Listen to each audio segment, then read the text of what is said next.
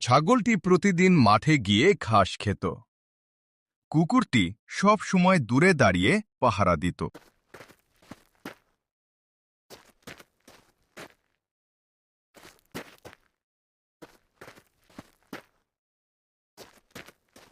এই ছাগল, তোমাকে আমি ধরে নিয়ে যাব। ছাগল খুব ভয় পেয়ে গেল। সে চিৎকার করে ডাকল, কুকুর ভাই, কুকুর ভাই! কুকুরটি সঙ্গে সঙ্গে দৌড়ে এলো। সে গম্ভীর গলায় শিয়ালকে বলল, এখান থেকে চলে যাও, নইলে ভালো হবে না। কুকুরের সাহসী চেহারা দেখে শিয়াল ভয় পেয়ে জঙ্গলে পালিয়ে গেল। ছাগল খুশিতে বলল, তুমি না থাকলে আজ আমি বিপদে পড়তাম।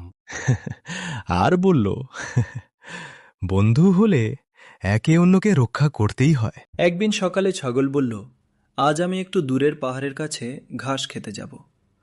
কুকুর একটু চিন্তিত হয়ে বলল, ওদিকটা ঠিক নিরাপদ না, তবু আমি সঙ্গে থাকব।